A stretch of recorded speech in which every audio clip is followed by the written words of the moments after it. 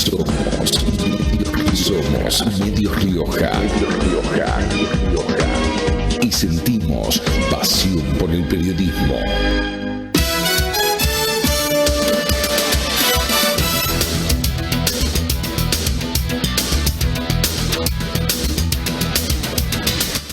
Bueno, muchísimas gracias. Avanzamos a esta hora de la mañana, como me lo contaba la Fernández, con una temperatura por ahora bastante agradable, con un cielo totalmente o mayormente cubierto a esta hora, ¿no? Y en la mañanita está fresco, hay que salir con algo de frío. Ahora que hace frío, dice a usted, decirle que baje, que suba al aire, que no lo pongan 16 si le hace frío hasta ahora.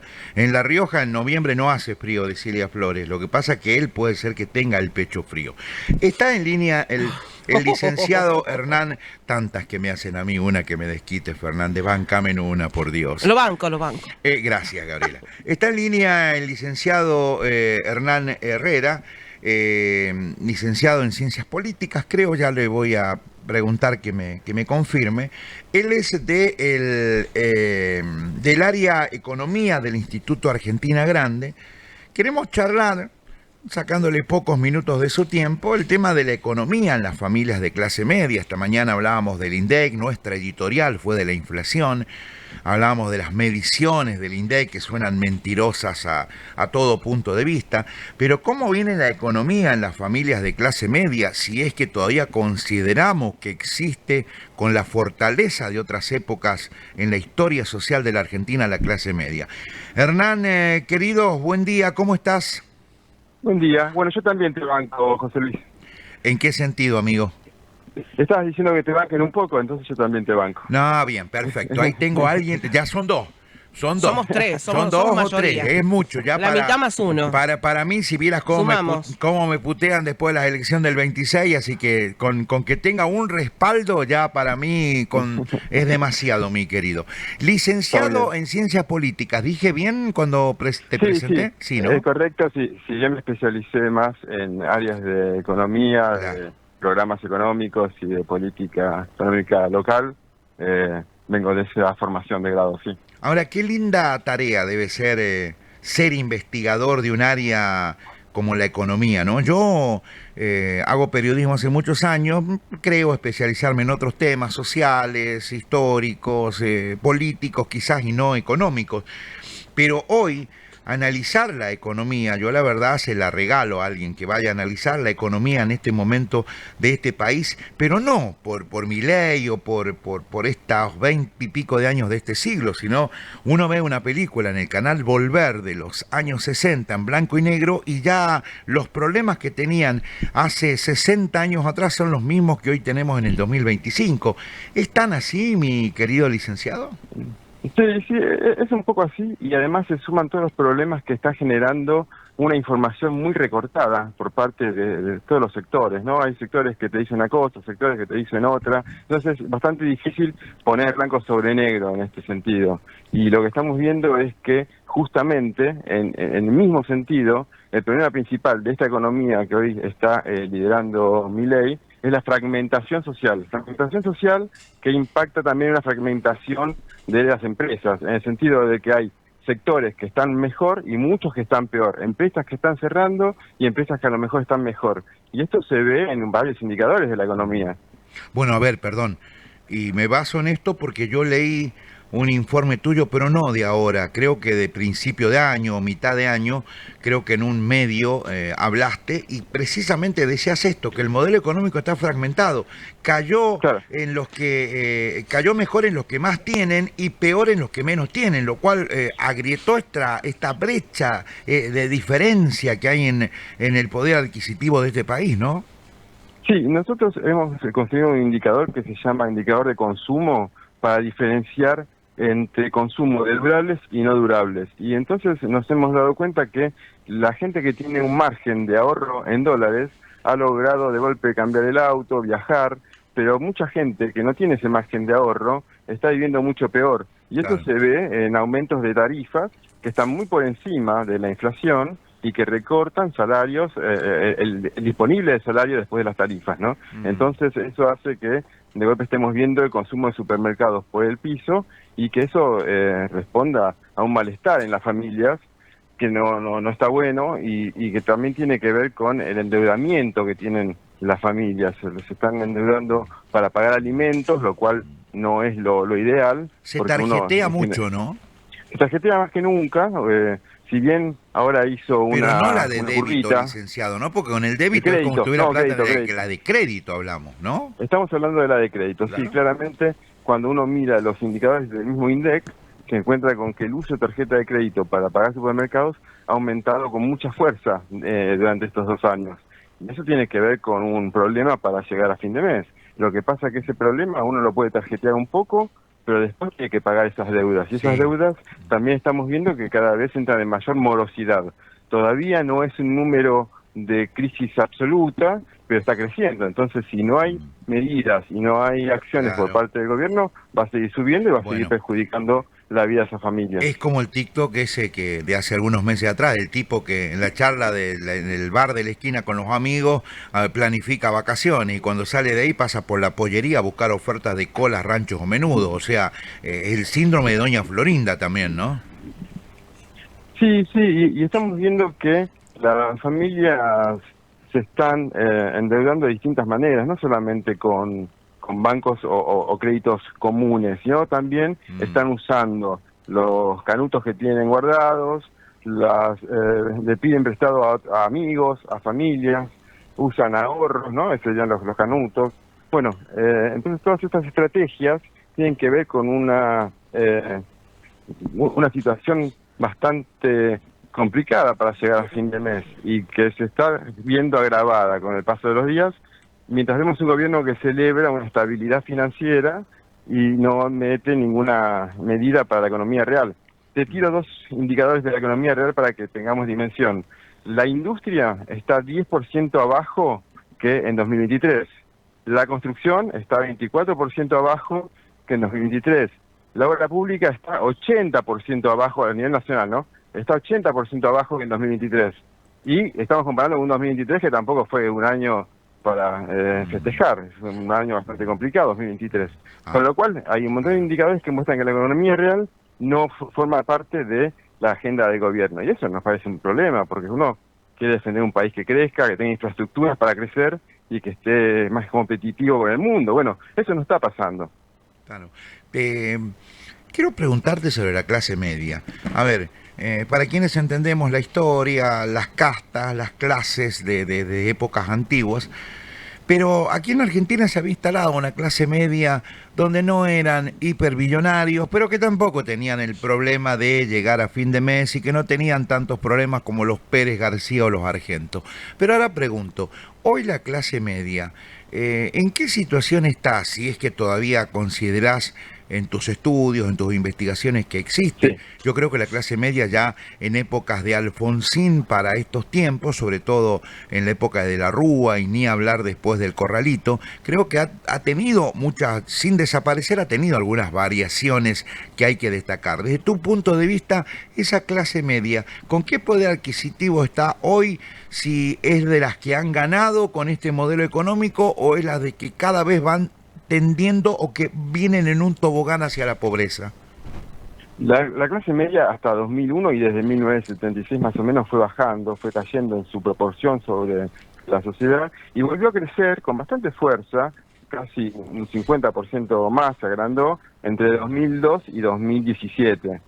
Más allá que hay un cambio de gobierno ahí en el medio, pero más o menos esos son los datos que tenemos de la clase media.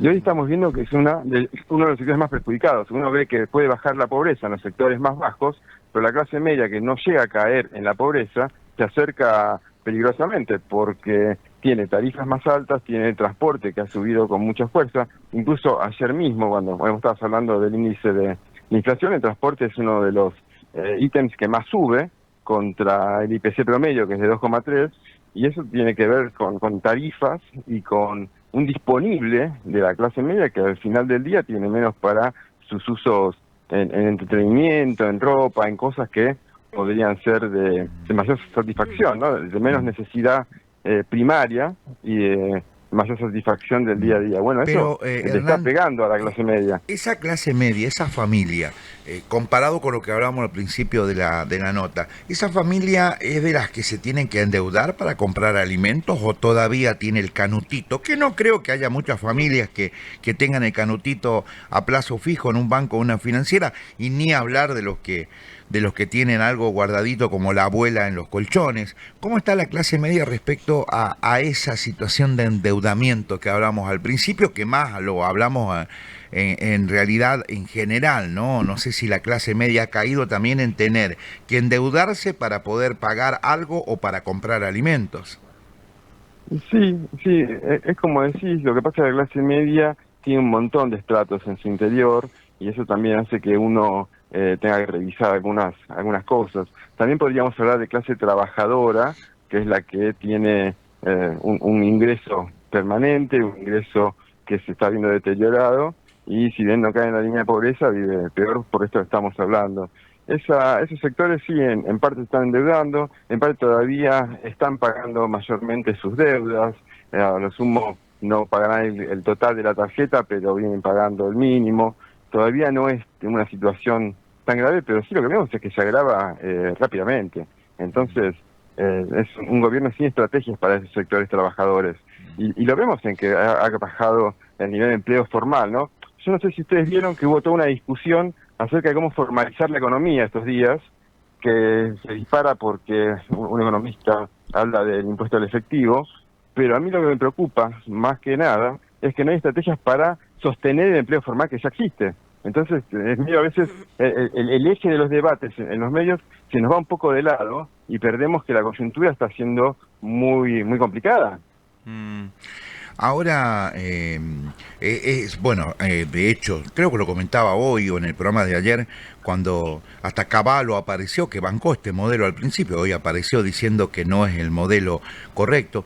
Y vos fíjate cómo la historia de la Argentina, y no solamente la política y social, sino la económica cíclica, Hernán, ¿no? Vos ves un video, Sí. vos sos, por lo que veo en la foto, sos joven, yo ya pasé los 50, pero vos ves un video de los viejos monólogos de Tato de los 90 y ya hablaban de reforma laboral y ya hablaba de los pros y de los contras.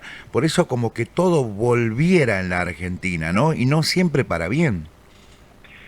Sí, esto es un problema cíclico. Mira, es más profundo. Yo suelo discutir este tema respecto de algo que a lo mejor se escapa un poco, es más técnico si querés, pero la Argentina tiene un problema cíclico que es liquidación de divisas de su sector más exportador, que es el campo, en un momento del año particular. Y en otro momento del año no tiene liquidación de divisas con la misma fuerza. Esto genera una economía muy inestable, que históricamente fue un problema. Lo que pasa es que hasta 1976, que está la Ley de Inversiones Extranjeras, este problema se resolvía en el terreno de lo productivo. Desde 1976, la parte financiera viene a generar nuevos problemas que se resuelven dentro de la parte financiera. Entonces, vamos perdiendo capacidades productivas respecto del mundo. A lo mejor ganamos en modernización porque el mundo avanza, pero respecto del mundo nos alejamos más de esa línea de desarrollo, de la frontera de desarrollo que tienen algunos países. Sí. Y esto para mí tiene mucho que ver con la inestabilidad y tiene mucho que ver con que no logramos aplanar esa curva de liquidación de divisas. Yo tengo una mirada siempre más estructurada, creo que el flujo de dólares te manda en la economía argentina, pero si no tenemos estrategias para aplanar esa curva de liquidación del campo o esa curva de exportaciones en general, porque ahora tenemos la energía y la minería, pero si no tenemos esas miradas que sean más estables en el largo plazo, esto es una situación permanente, lo estás diciendo vos, vamos a seguir igual por mucho tiempo. Seguro. Por último, mi querido licenciado, desde el punto de vista, y te saco de lo técnico, a ver, creo que es más una reflexión, pero no se la voy a preguntar a un improvisado, más allá de tus investigaciones en la economía, sos licenciado en ciencias políticas, por lo tanto, entendés este juego. ¿Por qué se votó este gobierno cuando muchas familias, incluso las que antes podían irse a Mar del Plata, venir acá a La Rioja a la fiesta de la Chaya, ir a otro lugar de la costa, ir a Bariloche en otra época del año, hoy no lo puede hacer o limitan los días? ¿Por qué se votó este gobierno con una de las situaciones económicas quizás más complicadas? No sé si lo podés comparar con el 89 y la hiper de Alfonsino, con el 2000-2001 que le costó a De la Rúa irse del gobierno. No sé si es comparable Sí, con eso. sí, Pero ¿por qué se puede vota ser. este modelo cuando sabemos hacia dónde vamos, Hernán? Vos mirá que en el 91 y en el 93 a Menem le va muy bien, y en el 95 también, con una economía que venía muy perjudicada, que venía generando desempleo, por lo menos a partir del 93 sin duda había empezado a generar desempleo. Antes de eso todavía había movimiento por las indemnizaciones que había tan fuertes, pero la gente tiende a valorar la estabilidad. Eso hay que decirlo, porque es una verdad que a veces se ignora, y uno le sigue dando manija a algunas variables que no pierde de vista que la estabilidad en algunos casos suma. Entonces, bueno, digamos, tampoco es que votó más de 41% esta elección a nivel nacional, pero ese 41% sin duda está valorando esa estabilidad, y no hay una lógica de ofrecerle a lo mejor desde las propuestas políticas de la oposición una mirada de esa estabilidad de largo plazo. ¿Y qué tiene que ver con lo que te decía antes de la estabilidad? Estamos hablando de eso, me parece. Es más o menos siempre esta discusión, cuando uno se mete en temas más profundos, estructurales, termina en esto, ¿no? En la estabilidad. A ver, este final de respuesta me da para una pregunta más, como un plus. Yo siempre hablaba sobre cuando quería entender esta situación, y no solamente en lo económico, en todas las decisiones, Milei, de cerrar organismos, o de intentar algunos como Vialidad, que no tuvo suerte, el enfrentamiento con varios sectores de la sociedad, hasta con artistas, con deportistas, con presidentes de otros países. Y yo decía que el pueblo se enamoró de eso. Es como el síndrome de Estocolmo, donde la persona se termina enamorando de su secuestrador. ¿Puede ser un poco eso lo que hoy vive el argentino? A mí no me gusta, perdón, a mí esa mirada donde yo culpo a la persona de su voto no me gusta. Está bien. Siempre voy a echarle la culpa a la política, que no resuelve los problemas de la gente, y la gente busca un cambio en algún momento, y a lo mejor lo resuelve con la urgencia y no con lo estructural. Coincido con vos, pero está votando lo que sabe, que porque ya le dijeron qué es lo que va a pasar, y que es algo que no lo beneficia. Por eso ponía esa comparación, quizás odiosa, coincido. Sí, este debate está, este debate que vos me mencionás existe, lo tenemos con los compañeros todo el tiempo. Yo siempre digo, guarda, la gente no tiene la culpa de que tener algo que no se le está dando en un momento. A lo mejor al no tener ese algo le da más prioridad a que quiero ese algo. En este caso sería la estabilidad, una inflación menor, y porque es lo que no tenía antes. Cuando se dé cuenta que le duele otra cosa, probablemente haya un voto distinto. Claro, cambie, exactamente. Eso quería para el final como reflexión. Hernán, fue un placer. Que no se corte el diálogo, mi querido licenciado. Gracias, cuando quieran. Un abrazo y saludos ahí al equipo. Por favor, que tenga bien. Buen jueves, amigo. Gracias por su tiempo. Gracias. Chau. Hernán Herrera, clarísimo, ¿no? Investigador, licenciado en Ciencias Políticas, e investigador del Instituto Patria Grande, ¿no, Tete?